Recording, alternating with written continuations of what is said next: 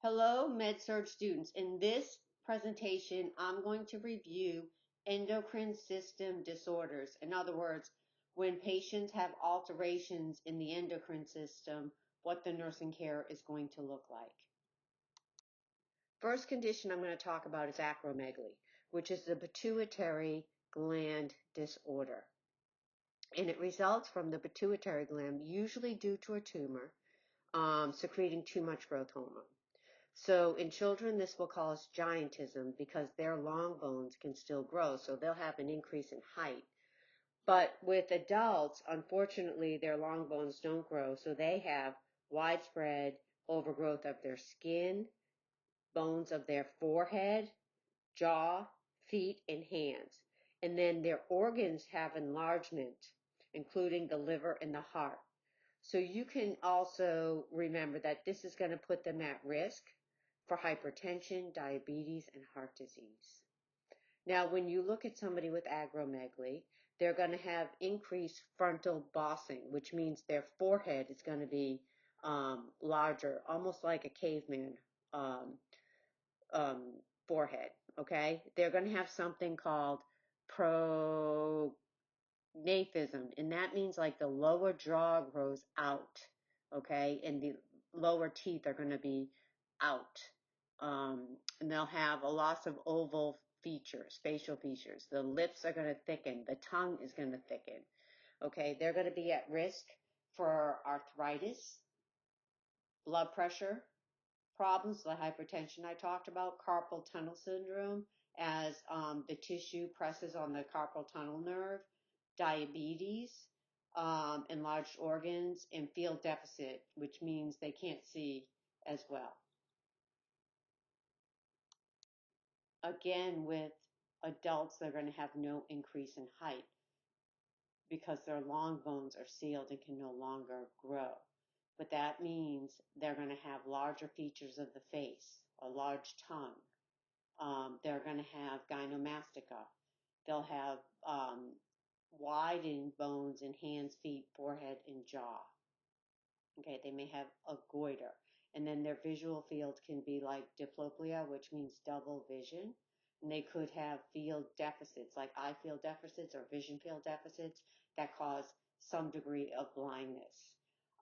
The treatment includes radiation treatment to the pituitary gland, a hypophysectomy, which I'm going to go into more detail, and that's removal of the pituitary gland. And you have to remember, once the pituitary gland is removed, patients will need to be on hormone replacement therapy for the rest of their lives. Octreotide is also called somatostatin, which blocks growth hormone, and bromocriptine, which is a dopamine antagonist.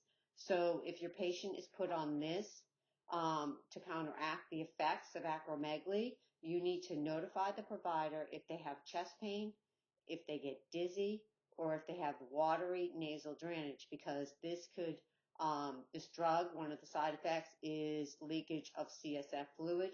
So remember, you can also do your halo or glucose, tested for glucose, to determine if it is cerebrospinal fluid. Another pituitary disorder is called SIADH, or syndrome of inappropriate ADH secretion. And this occurs due to a lot of things. It could occur because you gave your patient morphine, so drugs can cause this. It could occur due to brain conditions such as a brain tumor, meningitis, subarachnoid hemorrhage. It could also occur with lung conditions such as pneumonia, or some lung cancer secrete ADH. Hypothyroidism can also result in it.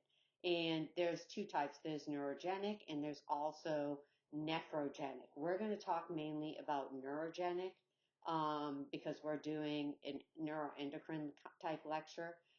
So some of the signs you'll see is related to the fact that since this is antidiuretic hormone circling the body, water is reabsorbed in the kidney tubules, and it's going to result in them being soaked inside. Okay, so too much water weight on. They're going to have a high specific gravity, and they will have a low sodium, which is why most of the signs and symptoms of this condition occur. They are going to be at risk for pulmonary edema. So you're going to look for those signs, right? Crackle, shortness of breath, dyspnea on exertion, pink frothy sputum, JVD, S3 heart sound. Look for all those signs of pulmonary edema. And I forgot to mention, so the low sodium occurs due to hemodilution because there's so much water in the vascular system because they're soaked inside. Again, recognizing cues of SIADH. The cues are mostly going to be due to fluid overload and having a low sodium level. So you can use the mnemonic SIADH. So S stands for sodium is going to be low. Serum osmolarity is going to be low. And they are going to be at risk for seizures due to low sodium levels. So revisit your seizure precautions. I stands for irritability, and that is a sign of low sodium. They're going to have increased weight because of the water weight. They'll have anorexia, which is a sign of low sodium. They're going to have a decreased LOC, decreased urine output, and decreased strength, all signs of low sodium. And they'll be drowsy. Okay, so you'll see a change in LOC. They're going to have a high specific gravity and a headache. Okay, low sodium causes a headache. And you start to worry when the sodium goes below 120. Okay, some of the interventions you would do for somebody with SIADH. First thing, stop free water, which means they're going to be put on a fluid restriction of 800 to 1,000 to maybe 1,200 milliliters per day. You want to also make sure you increase salt in the diet. So in other words, if they're taking PO like they're eating, you're going to liberalize salt in the diet. Usually patients love this. I know I would. So they can drink soda, soup, sports drinks. And then if they have an NG tube or a gastro tube, you want to use normal saline to flush enteral feedings, okay? You're going to put them on I&O because you want to keep track of that. You want to make sure they haven't gained weight. You want to assess the neurological system, especially as the sodium drops. You want to definitely assess that. The drugs they can take include the Vaptin, so tolvaptan.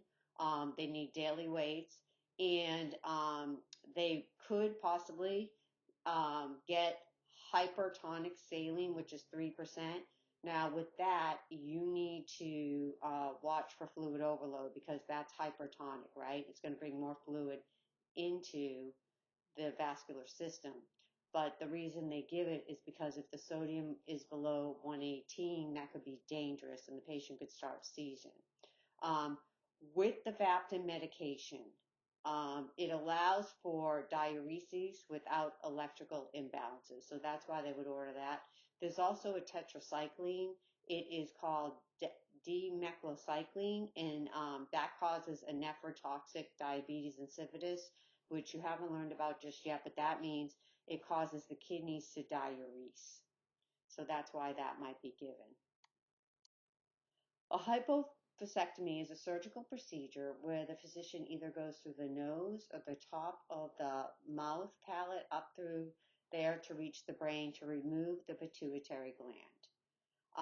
Post-op care, you want to prevent increase intracranial pressure, so you're going to keep the head of the bed 30 and all those other things you learn, interventions for preventing increased intracranial pressure like no flexing, etc.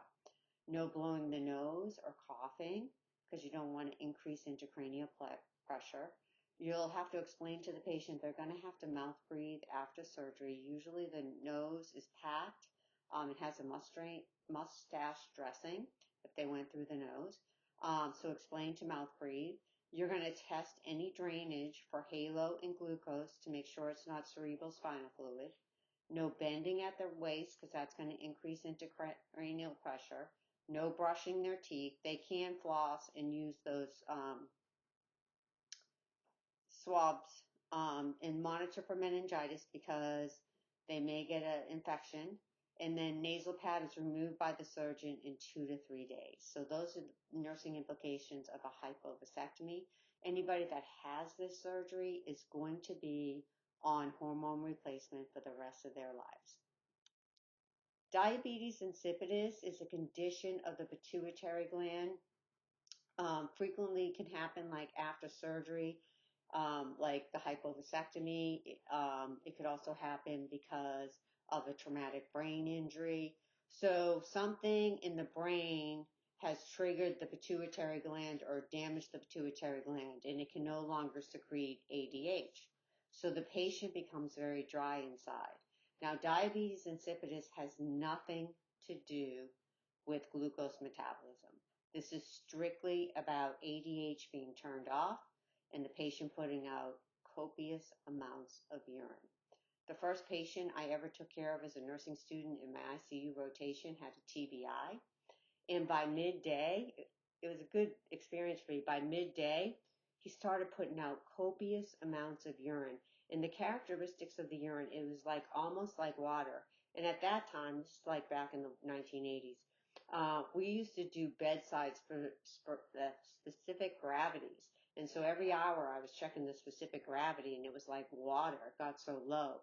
But that was a good experience for me to see. But what I'm trying to point out is you can't even keep up with emptying that Foley. It's like you empty it and then you turn around and you need to empty it again. So they're putting out so much water, they're going to get dehydrated.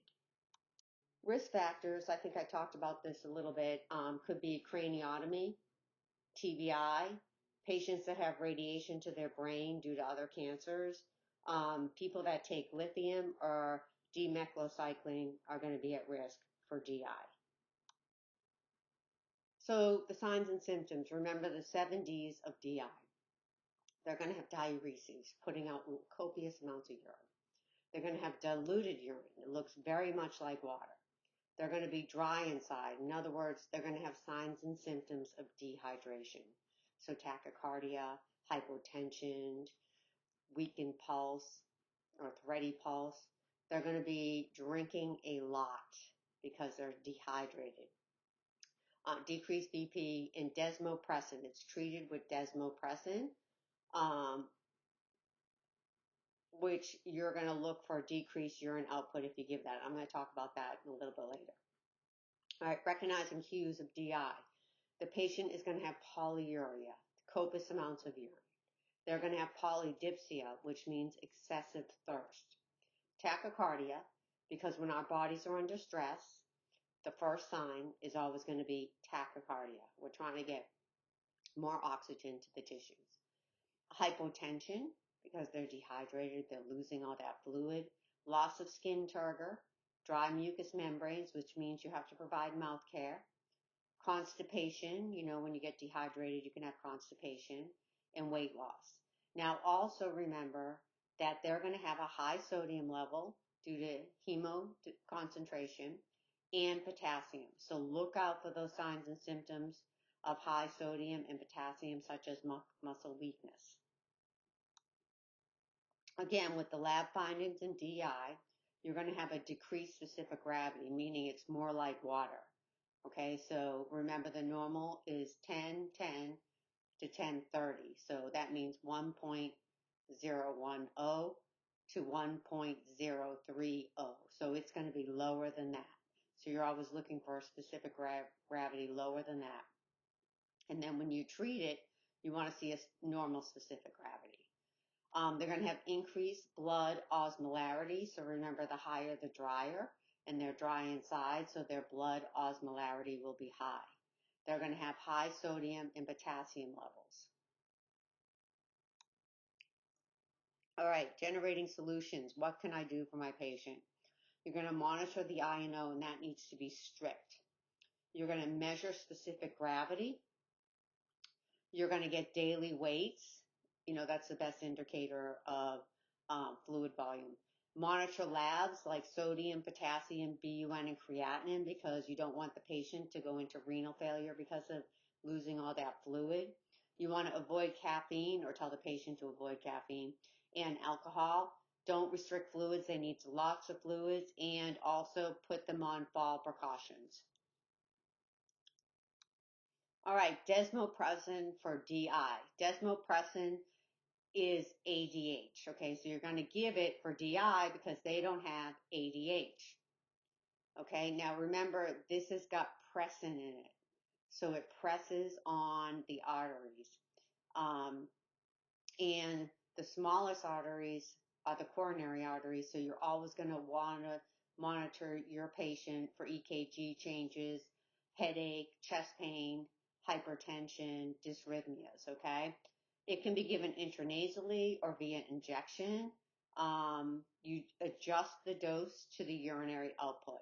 And then what you're going to have to do in case there's overcorrection is teach the patient signs and symptoms of water intoxication, like those, like for example, the early signs of pulmonary edema, like a new cough at night. You want to make sure they can recognize that before it gets to pulmonary edema. So like they need to take their daily weights. Now we're going to talk about hyperthyroidism. And if you recall from the A&P lecture on the endocrine system, the thyroid is in charge of metabolism. So if somebody has hyperthyroidism, that means metabolism is at all-time high, right? So they have increased metabolism. They have too much T3 and T4 circulating for whatever reason.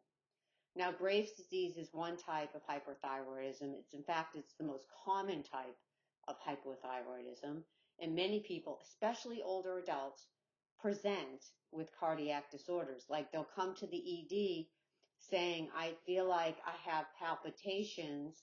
Their pulse will be irregularly irregular, okay? And they have AFib most of the time. And this is a cardiac strip of AFib where there's no P waves. They've been replaced with these fib waves. And you can look, just by looking at this rhythm, you can see that it's irregular.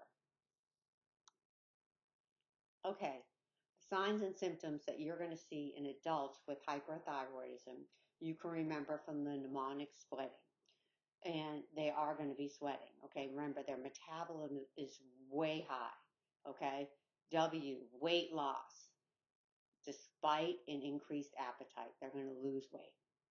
E is emotional lability, meaning their emotions are all over the place. Very anxious.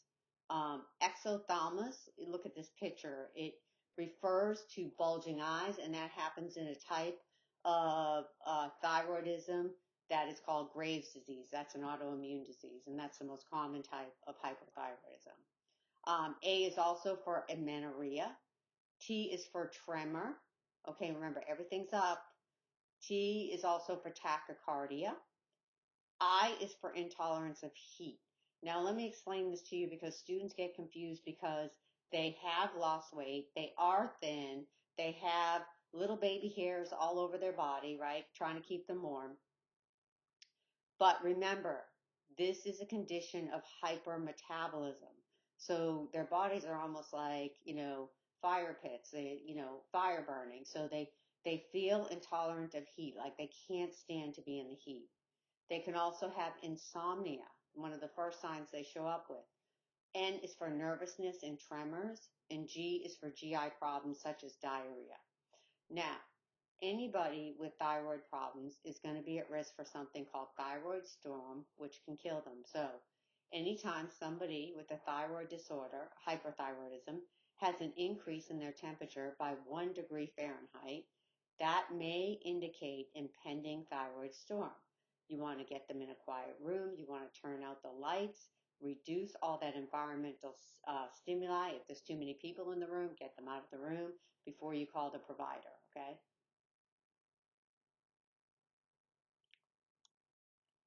Older adults may present with the heart conditions. They may also be depressed and have apathy. They may have lost weight and they may be fatigued instead of feeling like, up all the time. They may feel like fatigued, okay? And they can have those heart problems like shortness of breath and palpitations. Okay, for primary hyperthyroidism, they're going to have a low TSH, so low pituitary hormone, right? But they're going to have high T3 and T4s. For the purposes of practical nursing, you're only going to be tested on primary problems. In other words, it's the thyroid that's having a problem.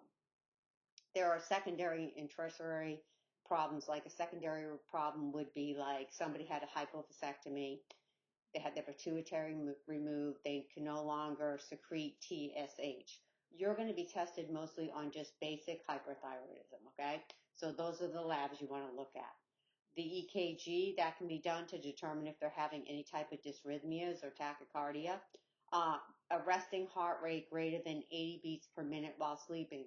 So most of you, if you have like a wearable, you can monitor your heart rate during sleep, see if it's greater than 80. That could indicate you have hyperthyroidism. And a thyroid scan. So nursing implications for a thyroid scan. You cannot, it should not be done on pregnant people. All right. Medication, check a medication history. You want to make sure, or you want to know if they're taking iodine medication. And you want to see if they've had other diagnostic tests with iodine recently. And then you would notify the provider of these things. Thyroid scan is done.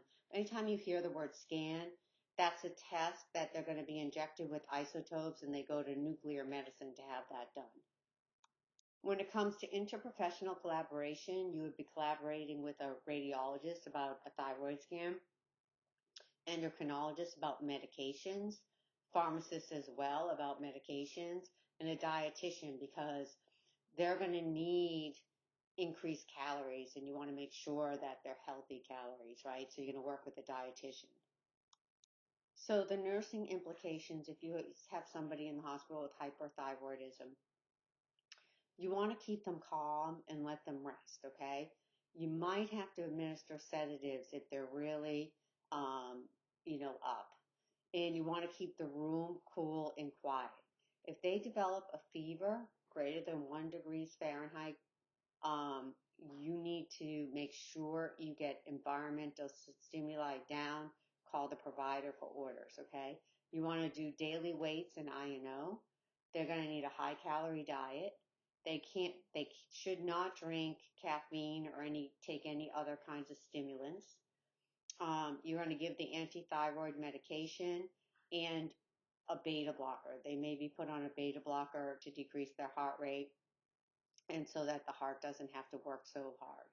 You want it to monitor temp and vital signs because when people with hyperthyroidism have stress, any kind of stress, it could be a nursing student going through, final exams. It could be trauma, like they get in a car accident or they fell down a flight of stairs. I don't know, I'm making it up, but it can be any kind of stress on the body. They can go in to thyroid storm. It doesn't have to be just with removal of the thyroid gland.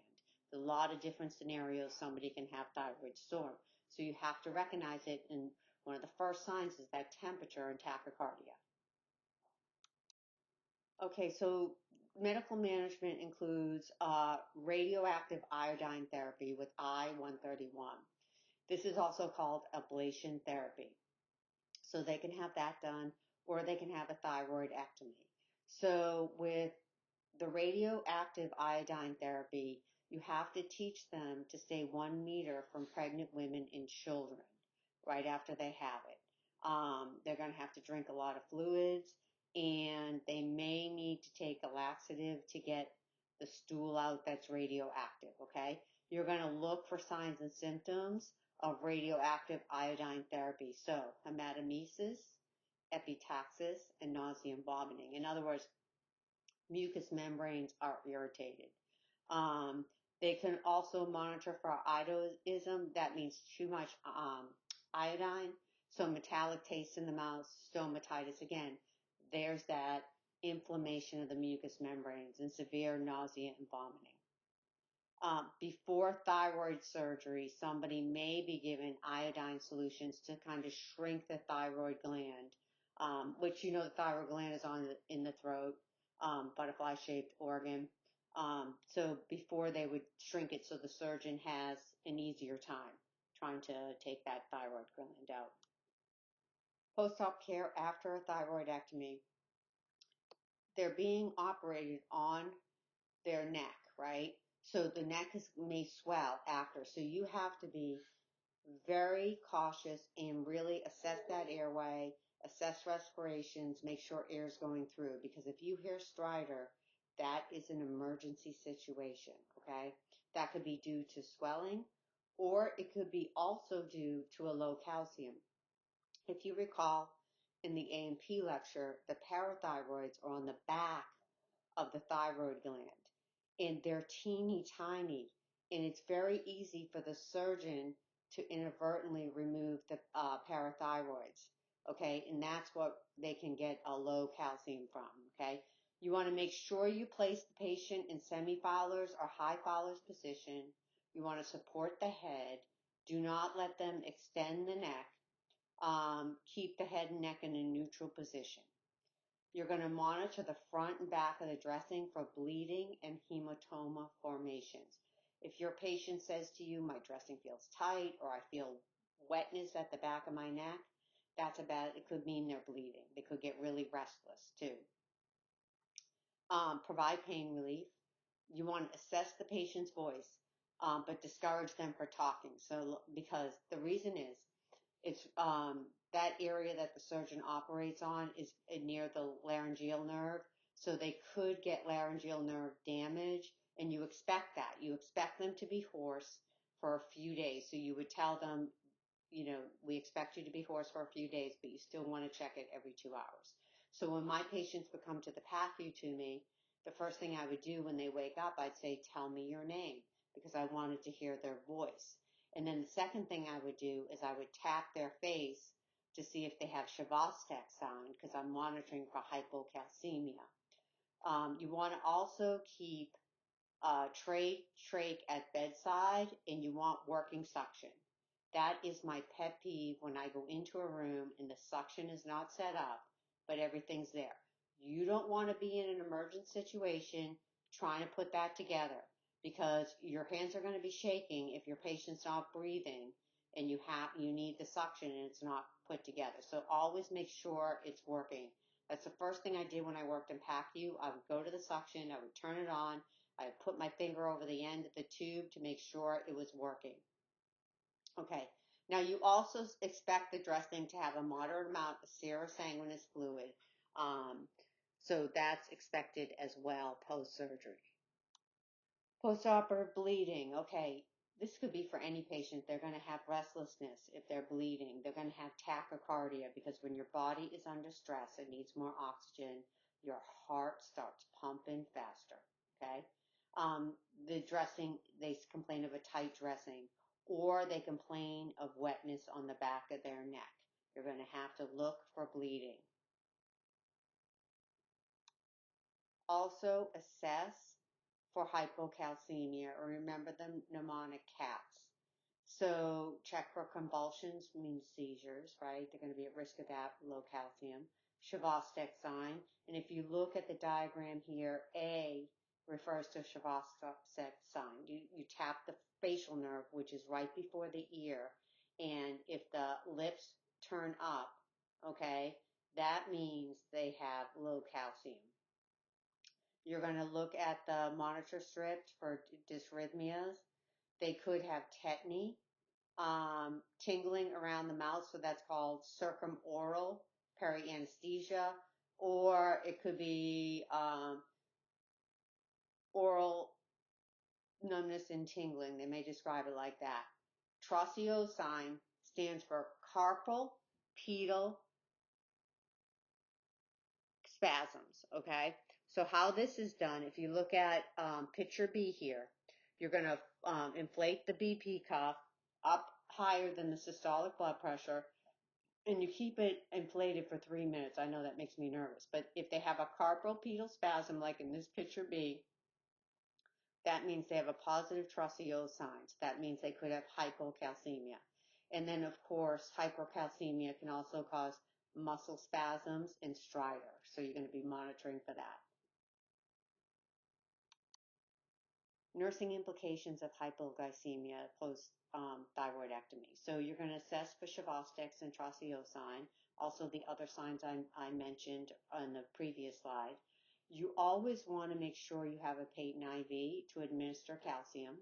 because you don't want to have to insert an IV in an emergency situation.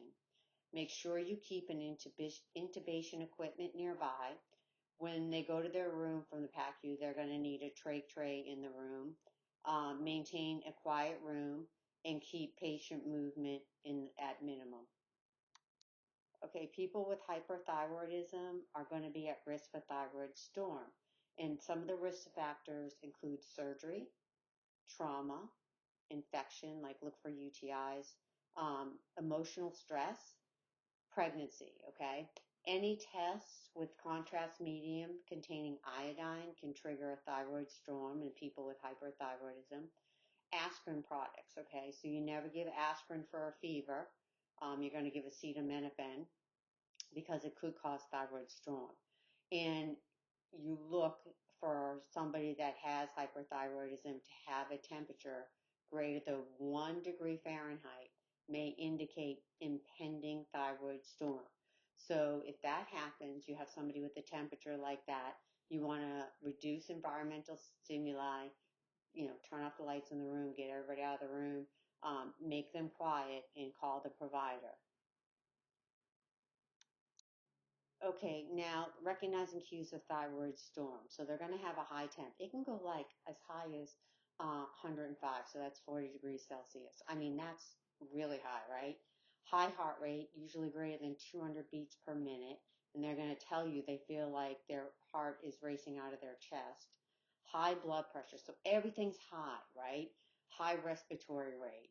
High, and they might complain of chest pain, they might complain of coma and death. They're going to be very anxious and irritable. So you want to reduce the stimuli, right? You give them acetaminophen. They're probably going to have to go to the ICU and get cardiac meds IV. They'll need sedatives and definitely be transferred to the ICU. Okay, let's switch gears and talk about hypothyroidism. So if the thyroid gland is in charge of metabolism, then people with hypothyroidism are going to have low metabolism, all right? So the thyroid is going to be underactive. The autoimmune form of this is called Hashimoto's. They're going to have a high TSH, remember I'm talking about primary conditions, low T3 and low T4. They could be iodine deficient. It could be due to surgery, like somebody had a thyroidectomy. It could be due to radiation therapy, like somebody had I-131 therapy, and now their thyroid's not working properly, so now they have hypothyroidism. It could be to medications such as amiodarone and lithium. So those are some of the causes and kind of an overview of hypothyroidism. Okay, to understand the signs and symptoms of hypothyroidism, we can use the mnemonic MOMS, so tired. And it's fitting because people with hypothyroidism have incredible lethargy. Okay, so M is for memory loss. They can be confused, they can be apathetic. So it does affect their brain, and they could have myxedema coma. That's what you're worried about, them getting myxedema coma because they get loss of consciousness. And I'm going to go into more detail about myxedema coma later. O is obesity despite being anorexic. Remember, anorexia is a medical term meaning no appetite. Anorexia nervosa is people who willingly starve themselves, because that usually confuses students. M is for malar flush or menorrhagia. Metabolism is slow. Okay, malar flush means their cheeks get red. Okay, S is slowness, mentally and physically. Slow heart rate, so they have bradycardia. Slow bowel, so they have constipation. Slow thought and speech. Okay, skin and hair are going to be dry, really dry. Okay, O is onset gradual, it kind of creeps up on them. T is for tiredness, lethargy, and thinning of the eyebrows. There's a term called the Queen Anne eyebrow, and it means like the lateral third of the eyebrow is gone. So like when I'm looking at people and I notice that the last third of their eyebrow is gone, I'm thinking, I wonder if they have hypothyroidism. I is for intolerance to cold. Okay, now remember, even though they're overweight, okay, they're still going to have intolerance to cold because their metabolism is low. They could have irritability. Um, they could have R is for really low blood pressure, which is, would concern me. E is for energy levels fall, so again, lethargy. D is for depression and delayed relaxation of reflexes. Nursing interventions for hypothyroidism include promoting rest by spacing activities. So teach them how to manage their activities and alternate rest periods with active periods. Protect against the cold, so maintain the proper temperature in the room. Monitor the temperature because they can get hypothermic. Increase fluids to help promote, or alleviate constipation. Orient them PRN because they could get confused. No electric blankets or heating pads because it can cause burns. Monitor for edema. Avoid fiber, laxatives, which you would probably think you would want to give, right? For the constipation, but you can't. Calcium and iron because they decrease levothyroxine absorption. Lots of questions on ATI about levothyroxine. So make sure you're administering that each morning before breakfast. It needs to be given on an empty stomach, and monitor for signs and symptoms of hyperthyroidism, meaning the levothyroxine has overcorrected their hypothyroidism. Myxedema coma is severe hypothyroidism. It could occur due to infection. It could occur because they were given certain medications like opioids, barbiturates, tranquilizers. It could occur due to trauma or exposure to cold. So in other words, stress. All right, signs and symptoms of myxedema coma. You have to watch out for these. Be very concerning if they have hypothermia, hypoventilation, so decreased breathing, hypotension, low blood sugar, bradycardia, and unresponsiveness. Those are the signs of myxedema coma. When your patient is in myxedema coma, you want to make sure you maintain a patent airway. Start aspiration precautions. Don't use electric heat to warm them up. Investigate if the patient's had an infection recently. And then you want to make sure you're doing daily weights and eyes and nose. Here's a comparison chart so you can compare hypothyroidism with hypothyroidism. Students often get confused with the signs and symptoms of both. But if you can remember that hyperthyroidism is increased metabolism and hypothyroidism is decreased metabolism, that will help you immensely. So read through this and do a brain dump about on a comparison table to see how you do before taking the exam, and do lots of questions in ATI about hyper and hypothyroidism because there's going to be a lot of questions on your predictor about this thyroid conditions. Okay, hyperparathyroidism. They're going to present with high calcium and low phosphorus levels. Remember that PTH, or parathyroid hormone, increases calcium levels, makes calcium levels high. So calcium and phosphorus live in an inverse relationship. So if calcium is high, phosphorus will be low. Signs of hypercalcemia. Remember the sayings, bones, stones, groans, thrones, and psychiatric overtones. So calcium is like a sedative to the body. Okay. So the bones are going to be brittle. They could get kidney stones. They could have constipation because the bowel slows down. So they could get an ileus, right? Because it's like a sedative to the body. They could get abdominal cramping. They could get increased urinary output. That's the only thing that increases, but they spend a lot of time on the throne. And psychiatric overtones, meaning they have depression, apathy, and lethargy.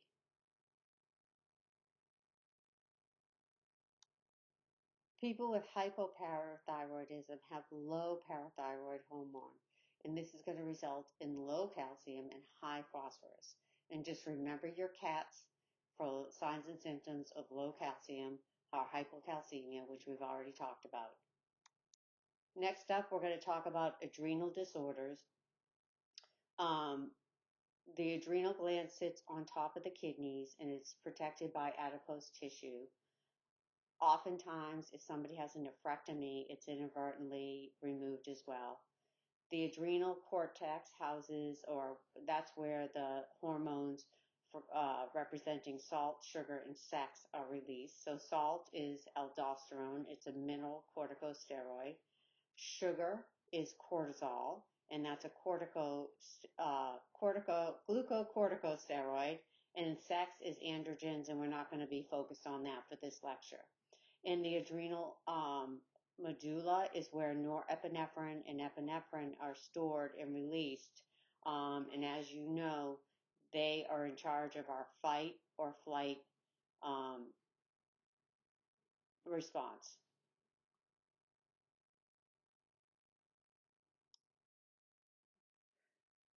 Pheochromocytoma is a benign tumor. The problem is of the adrenal gland, it secretes catecholamines, which is going to result in the 5 P's. So the first one is pressure. Their blood pressure is out of control high. Precipitation, they're going to have diaphoresis. So in other words, their sympathetic nervous system is going crazy. They're going to have pain, terrible headache. They're going to have palpitations with tachycardia and parlor. It's diagnosed with a 24-hour urine, which is positive for VMA. VMA stands for vanilla medallic acid, and that means there's metabolites of catecholamines secreted in the urine. The treatment is going to be surgery. They would remove the adrenal gland, and your job, or I should say the nursing implications post-op, would be to monitor for adrenal crisis, meaning lack of hormones from the adrenal gland, which would be treated with hydrocortisone. Addison's disease occurs because there is a reduction in the adrenal glands of the hormones, or the hormones are not produced by the adrenal glands. So, for example, you remember sugar, salt, and sex. So cortisol is the sugar, and that helps us respond to stress. It increases blood glucose, so we're ready to fight. It counteracts the inflammatory response, and it is also involved in metabolism. Aldosterone results in the retention of sodium and water by the kidney, so it conserves water, so they may get edema, and it helps with the excretion of potassium, so they're going to have low potassium. Testosterone is the sex hormone that is released from the adrenal cortex, and that stimulates the development of male sex characteristics. So people with Addison's disease have low levels of these hormones. The signs and symptoms of Addison's disease can be easily remembered with the mnemonic steroid. So their sugar is going to be low because they have a deficiency in glucocorticosteroids, so they could have hypoglycemia. Sodium is going to be low because they're deficient in aldosterone. They're going to have tired and muscle weaknesses because they have a high potassium due to low aldosterone and a high calcium. They're going to have reproductive changes due to the lack of sex hormones. They're going to have low blood pressure. They will have orthostatic blood pressure problems. They're going to have increased pigmentation of the skin, so they're going to look like they have a tan. They're going to have diarrhea and nausea and depression. Let's review the signs and symptoms of hyperkalemia, which is easily remembered with the mnemonic murder. So M stands for muscle weakness, and usually they have an ascending muscle weakness, which means it starts in the toes and works its way up. U is for urine. They could have anuria, or they could have oliguria, which means less than 400 milliliters per 24 hours. Don't write that down. R stands for respiratory distress, again, because they have that ascending muscle weakness. So you're going to make sure they're able to breathe properly. They have decreased cardiac contractility. They could have like ECG changes like peak T waves, widened QRS, prolonged PR interval until they finally get asystole, okay? R is for reflexes. They're going to have hyperreflexia or areflexia. So they could be flaccid. So remember your signs and symptoms of hyperkalemia. All right, so our bodies like potassium to be in that Goldilocks range, so like within normal limits, because if potassium is too high or too low, that could be life-threatening. So the treatment for hyperkalemia, you can use the mnemonic KIND. K stands for Kayexalate, so that is could be given orally or by enema that helps us get rid of Kayexalate potassium in the stool. Okay, insulin can be given IV with D50, so insulin with dextrose, that helps move potassium inside the cell, so it lowers the potassium level. Sodium bicarb, we don't give that much anymore, but that can also move potassium into the cell. Diuretics such as furosemide and thiazides can also be given so that we lose potassium within our urine. Calcium gluconate is another drug that can be given if somebody is having dysrhythmias due to a high potassium. It doesn't lower the potassium, but it counteracts the effects of potassium on the heart. Patients with Addison's disease can present with hypoglycemia, which can be remembered with the mnemonic B, tired. So B is for blurred vision. T is for tachycardia and palpitations and being tired and weak. I is for irritability. They can have seizures as well. R is for restlessness and shakiness. E is for excessive hunger. And D is for diaphoresis. Treatment for Addison's disease will include corticosteroid treatment. So remember the 6 S's for the side effects of corticosteroid treatment. So sick is the first one. That means it's easier for them to get sick and also have a GI bleed because they could get ulcers, right? S is for sad. Being on long-term steroids can cause depression. Sex is for decreased sex drive.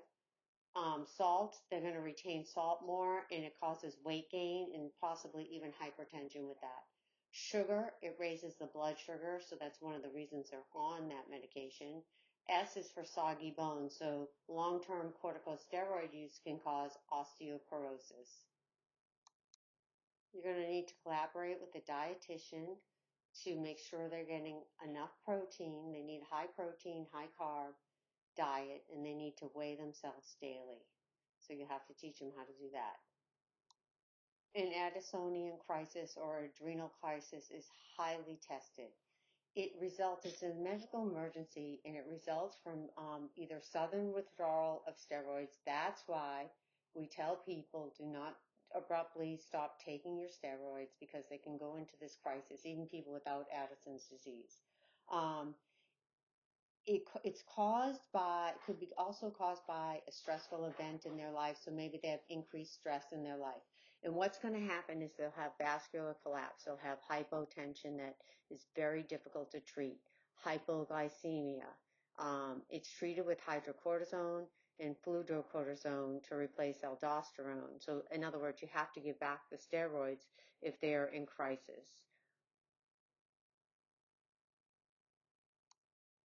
Cushing's disease or syndrome is the next condition we'll talk about, and it results from too much cortisol in the body. So the signs and symptoms can remember with the mnemonic stress to you. Now these signs and symptoms are the same signs and symptoms you probably learned about in pharmacology as side effects of corticosteroids. So number 1, S, skin. It's going to be very fragile, like paper thin skin. Sleep disturbances, like they can have insomnia. T is truncal obesity, so a big belly with small arms, small legs, and tachycardia. R is for round face, also called moon face. E is for ecchymosis because they're going to be prone to bleeding. They're going to have elevated blood pressure, elevated weight, so they'll have edema. S is for striae on the extremities and abdomen, purple striae, so purple like little lines. S is for sugar is extremely high. E is for excessive body hair, especially in women. So the other word for that is hirsutism. And then E, electrolyte imbalances include low potassium. D is for dorsocervical fat pad, also called a buffalo hump. And D is for depression. U is for ulcers, so gastric ulcers. People with Cushing's disease also can get like psychoses, so steroid psychoses is another side effect. The expected lab values with Cushing's include hypernatremia, which can lead to increased blood volume and hypertension, hypokalemia, and we'll review the signs and symptoms of that, hyperglycemia, a 24-hour urine of will show high free cortisol, and then the cortisol blood test, which is done over 24 hours, and blood is drawn at different times during the day because cortisol peaks at different times during the day, and so the patient should avoid stress before having a cortisol blood test. They quite possibly could be awakened in the middle of the night to take blood, and no food and exercise restrictions for the cortisol blood test. Let's review signs and symptoms of hypokalemia. So A is for alkalosis. Having a low potassium can cause alkalosis. People without hypokalemia can also have shallow respirations. They can be irritable, confused, and drowsy. They can have muscle weakness and fatigue. They can have dysrhythmias. Remember, the heart likes potassium in the normal range. So they can get like VTAC. L is for lethargy, so they'll be tired. T is for thready pulse. D is for decreased intestinal motility, which means they developed an ileus possibly. And C is for coughing up cookies, or otherwise known as vomiting.